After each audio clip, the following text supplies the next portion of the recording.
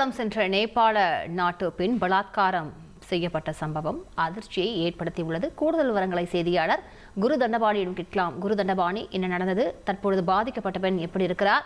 இந்த பலாத்காரத்தில் ஈடுபட்ட நபர் தொடர்பான முழு விவரங்களை பதிவு பண்ணுங்க.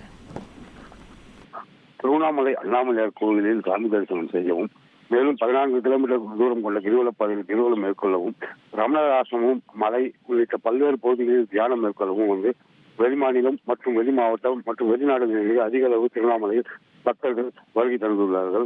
தற்போது பாத்தீங்கன்னா இந்த வெளிநாட்டு பக்தர்கள் சிலர் திருவண்ணாமலையில் தங்கி ரமணர் ஆசிரமம், மலையின் மீது தியானம் மேற்கொள்ளவும் மற்றும் இரவு நேரங்களில் கிரிவலம் செல்லவும் தொடங்கியுள்ள நிலையில் கடந்த ஒரு சில நாட்களுக்கு முன்பாக நேபாளத்திலிருந்து வந்த ஒரு பெண்மணியை பேட்டி என்ற ஒரு வாலிபர் பாலியல் பலாத்காரம் செய்துள்ளார்.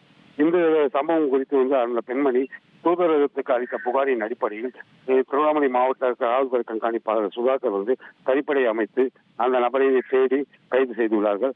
அவர் திருவண்ணாமலை அடுத்த சந்தைமேடு பகுதியை சேர்ந்த சேத்தி என்ற வாலிபர் என்றும், அவருக்கு வயது 41 என்றும், அவர்தான் இந்த பாலியல் பலாத்காரத்தில் ஈடுபட்டுள்ளார் என்றும் தெரிய வந்தது.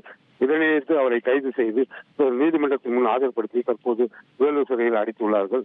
இந்த ஒரு சம்பவம் திருவண்ணாமலையில் பெரும் பரபரப்பை ஏற்படுத்தியுள்ளது. விரிவான விவரங்களுக்கு நன்றி குரு தண்டபாணி. ட்ரெண்ட் ஆக்கிக்கோங்க. தந்தி டிவியின் சப்ஸ்கிரைபர்ஸ் அண்ட் ஃபாலோவர்ஸ் குடும்பத்துல நீங்களும் இணையுங்க.